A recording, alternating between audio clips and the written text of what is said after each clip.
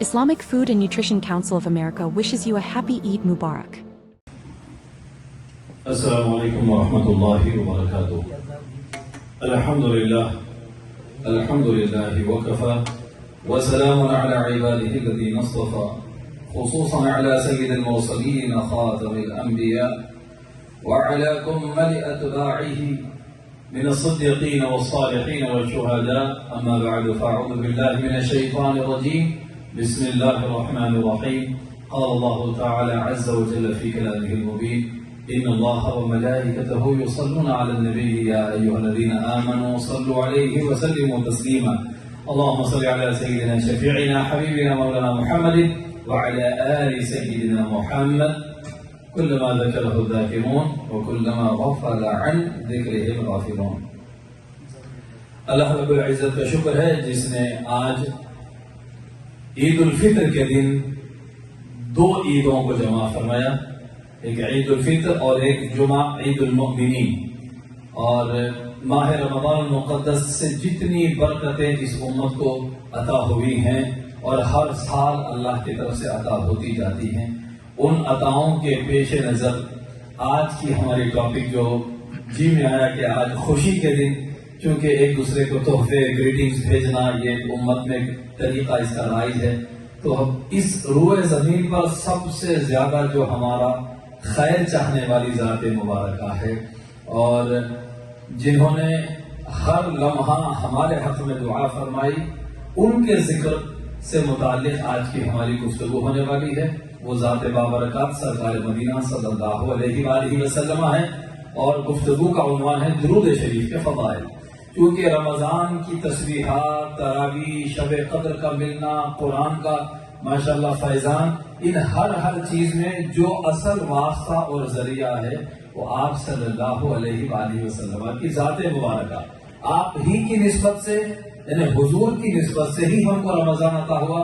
کسی اور نبی کی امت کو رمضان عطا نہیں ہوا ہے. حضور ہی کی نسبت سے ہم کو شب قدر عطا ہوئی ہے، کسی اور نبی کو اور ان کی امت کو شب قدر عطا نہیں ہوئی ہے. تو امتی کا بھی فریضہ ہے کہ اللہ کے حکم کی تعمیل میں وہ اپنے نبی پر کثرت کے ساتھ درود و سلام بھیجے، وہ اپنے نبی کو یاد کرتا رہے، ان کی بارگاہ میں درود بھیجے. اس درود بھیجنے سے خود درود بھیجنے والے پر اللہ کا کرم بڑھ جاتا ہے. وہاں کوئی درود بھیجے یا نہ بھیجے سرکار کی ذات مبارکہ پر، وہاں تو عرش سے درودوں کا سلسلہ جاری ہے. خالق کون و مکان آپ پر درود بھیجتا ہے، فرماتا ہے ان اللہ و ملائکتہ یصلون علی النبی، بے شک اللہ اور اس کے تمام فرشتے نبی صلی اللہ علیہ وآلہ وسلم پر درود بھیجتے ہیں. یا ایھا الذین آمنوا صلوا علیہ وسلموا تسلیما، اے ایمان والو تم بھی ان پر درود بھیجو اور کثرت کے ساتھ سلام بھیجا کرو. ٹھیک ہے صاحب، ہر چھوٹا بڑے کو فلیسلم الصغیر علی الکبیر، فلیسلم الصغیر علی الکبیر، کہ ہر چھوٹا بڑے کو سلام کرے. تو ساری امت نبی کریم صلی اللہ علیہ وآلہ وسلم کی سرپرستی میں ہے، تو آپ پر سلام اور آپ پر درودوں کا سلسلہ عمر کے آخری لمحے تک بھی نہ رکنے پائے.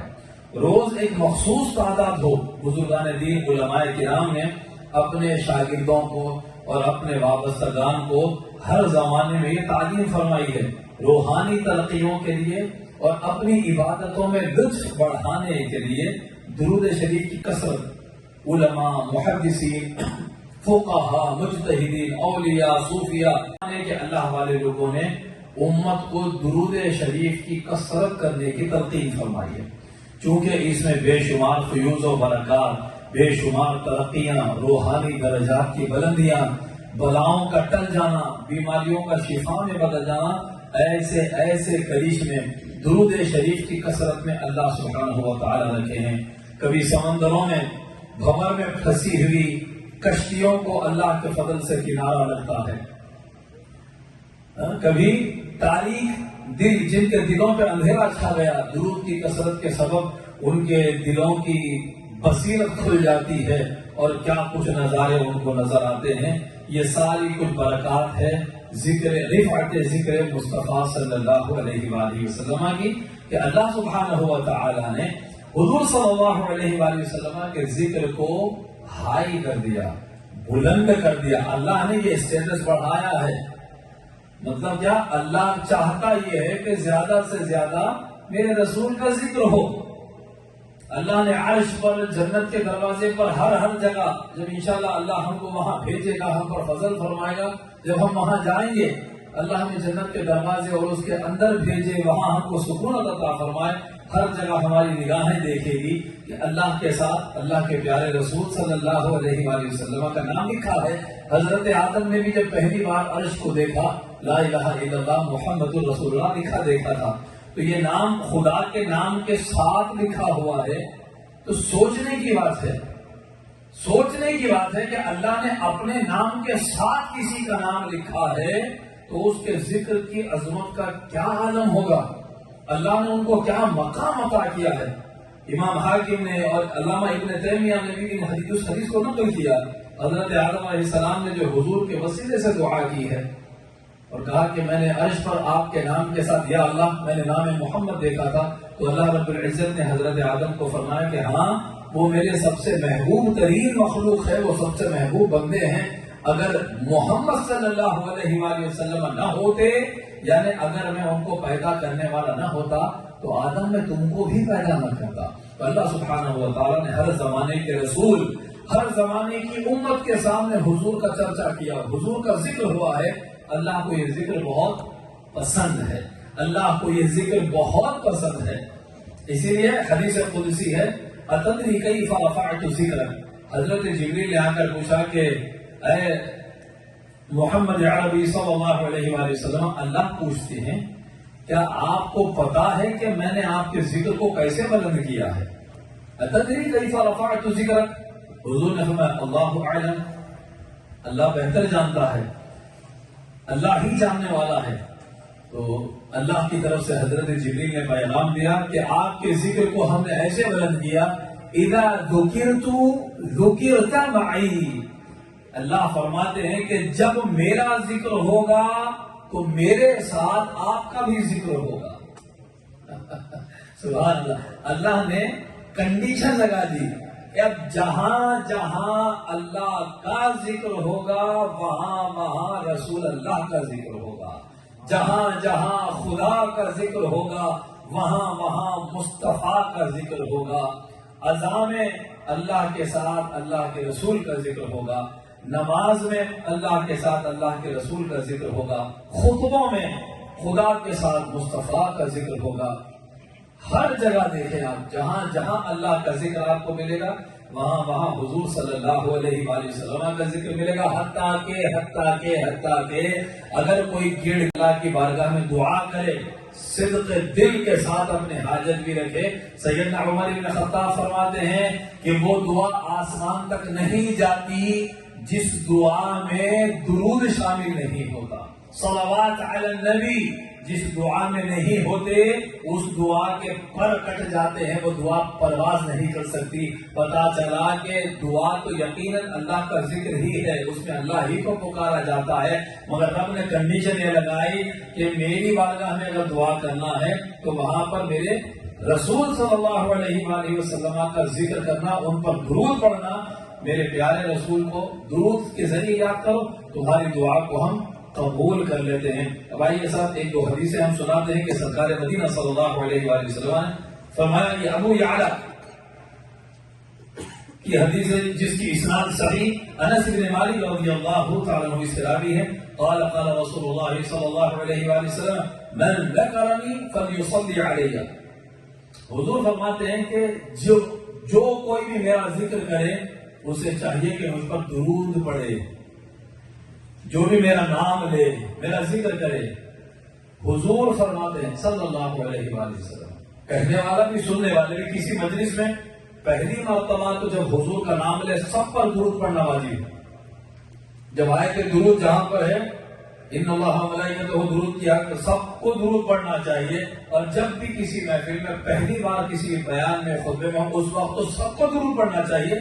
بعد میں جتنی بار ہو سکے زیادہ سے زیادہ حضور کا نام آیا درود پڑھنا صلی اللہ علیہ وآلہ وسلم.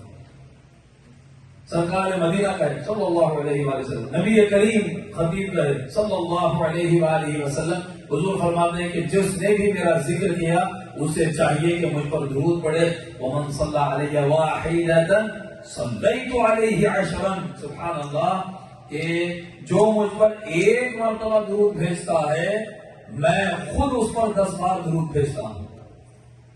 ایک ہے صلی اللہ علیہ عشرا، معروف حدیث کیا ہے؟ من صلی علیہ واحدۃ صلی اللہ علیہ عشرا، جو مجھ پر ایک درود پڑھتا ہے اللہ اس پر 10 مرتبہ درود بھیجتا ہے۔ درود پڑھنے والے پر 10 درود اللہ بھیجتا ہے۔ درود کا معنی رحمت بھیجتا ہے، گناہوں کو مٹاتا ہے، درجات کو اللہ بلند کرتا ہے۔ ایک درود کوئی پڑھے تو 10 درجات بلند، 10 خطائیں معاف، 10 حسنات اس کو مل رہی ہیں۔ یہ تو اللہ کی طرف سے ہے۔ خود حضور صلی اللہ علیہ وآلہ وسلم فرماتے ہیں کہ جو کوئی مجھ پر درود بھیجتا ہے میں اس پر 10 بار درود بھیجتا ہوں۔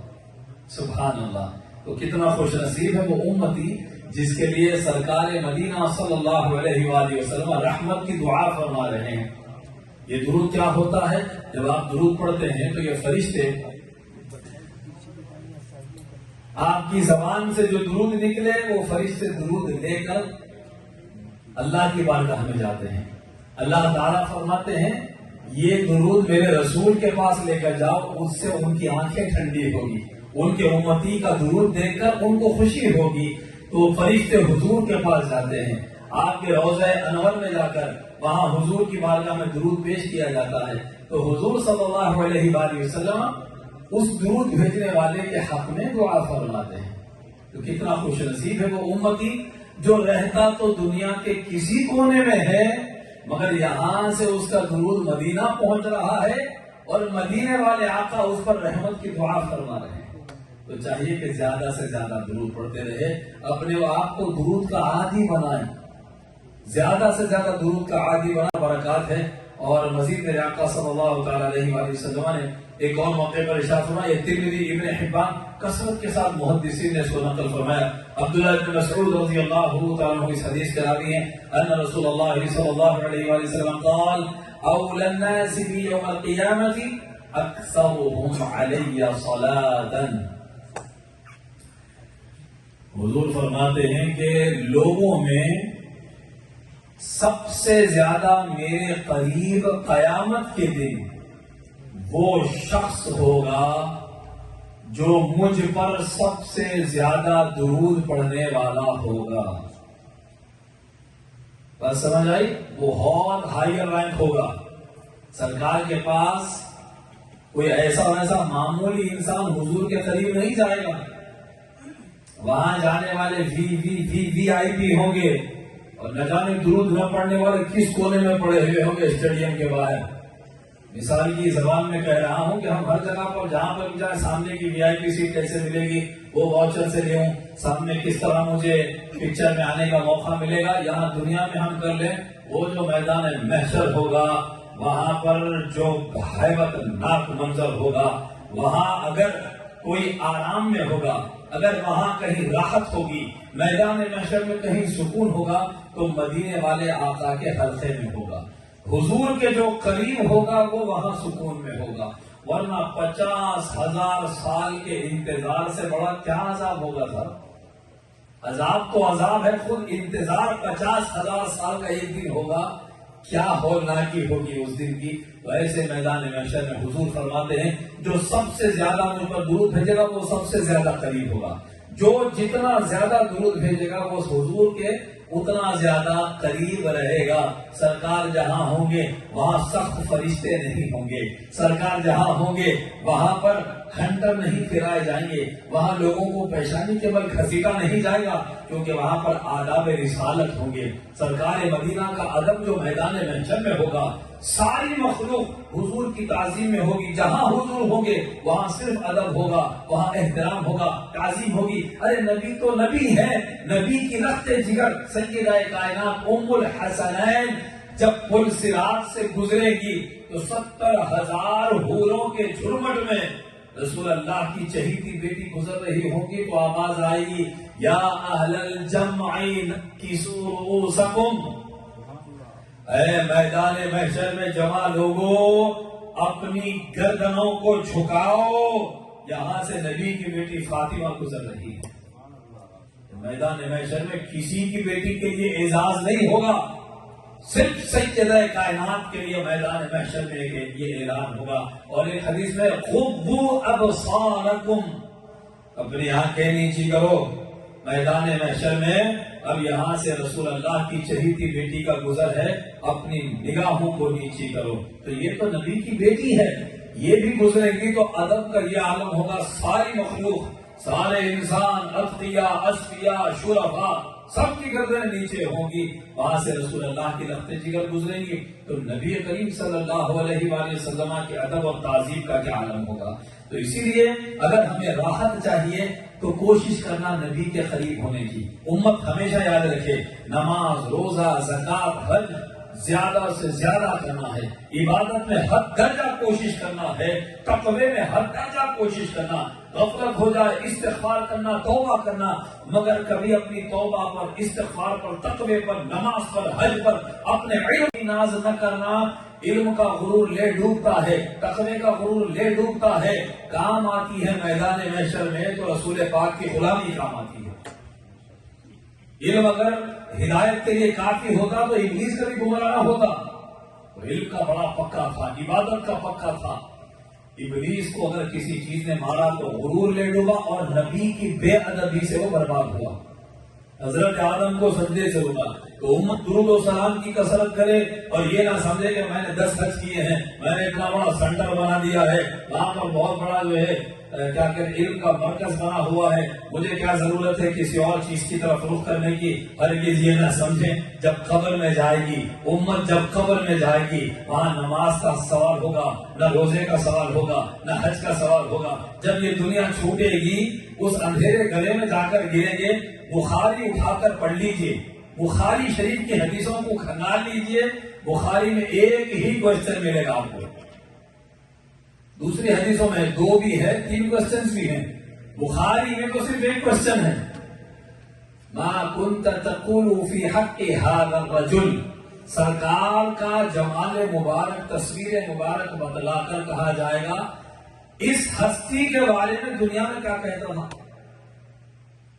سن لیجیے صاحب، حافظ ہو، عالم ہو، مفتی ہو، شیخ الحدیث ہو، وہاں کچھ بھی حدیث وہ سوال نہیں ہے، پہلے ان کے بارے میں وہ کیا بولتا تھا، یہ ہستی کو دنیا میں کیا بولتا تھا، ان کے بارے میں اللہ کے رسول بولتا تھا، سرکار مدینہ بولتا تھا، یہ ہماری طرح تھے، ان کو بھی جو ایسا ہو، ٹھیک ہے، ذکر بھی ایسا جیسا کہ ناٹ کامن لوگوں کا، ایک عام آدمی کا ذکر کی طرح کرتا تھا یا ادب کے ساتھ ذکر کرتا تھا۔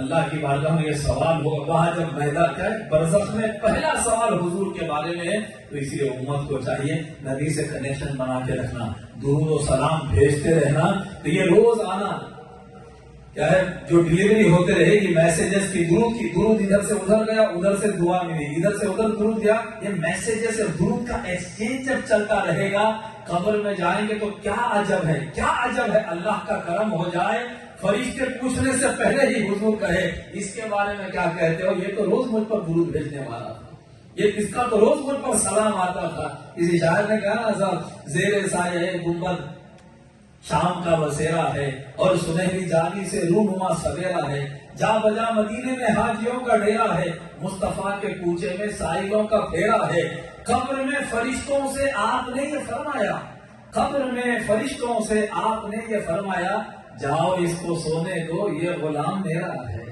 جاؤ اس کو سونے دو یہ غلام میرا ہے۔ آج عید سعید کا دن ہے، آج ماشاءاللہ بڑوں سے عیدیاں لیتے ہیں، چھوٹوں کو عیدیاں دیتے ہیں۔ ہمارے سب سے بڑے اس دنیا میں مدینے والے آقا ہے، ان کو سلام کرنا۔ ہمارے حیدرآباد میں رواج ہے، عید کے دن نئے کپڑے، عید کی نماز پڑھ کے آ کے جب تک دادا دادی کو چھپ کے سلام نہیں کرے ہم، عید پوری نہیں ہوتی ہماری۔ پیٹ میں منڈی ڈالو بولتے ہیں ہمارے پاس، ایک ریسپیکٹ کا طریقہ ہے، کلچر ہے ہمارا۔ بڑوں کو بعد میں پیروں کو ہاتھ لگا، پیروں پڑو بڑوں کے کرتے ہیں ہم لوگ، ایک طریقہ ہے ہمارا، ان کے پیروں کو ختم چھوتے، ختم بوسی بولتے ہیں۔ تو جب تک بڑوں کی ریسپیکٹ ہم نہیں کرتے عید پوری نہیں ہوتی، حتیٰ کہ ہمارے بڑے دنیا چھوڑ کر بھی چلے جائیں، عید پڑھ کے پہلے ہم ان کی قبر پر جاتے ہیں، جا کے وہاں پر دعا کی مغفرت کر کے ایسا سمجھتے ہیں کہ ہم نے ان کو سلام کیا ہے جیتے جی، یہ تصور ہوتا ہے. تو یہ تو ماں باپ کے رشتے ہیں، یہ یہی ختم ہونے والے ہیں. وہ رشتہ جو قیامت تک باقی رہنے والا ہے. عید کا دن اپنے آقا کی بارگاہ میں درود کا بھی اہتمام کریں، سلام پہنچائیں سرکار کی بارگاہ میں. اللہ پاک آپ کا اور ہمارا جمع ہونا قبول فرمائے، اور آج عید سعید کے دن نعمتیں اور مغفرتیں پانے والوں میں ہمیں شامل فرمائے. السلام علیکم ورحمۃ اللہ وبرکاتہ.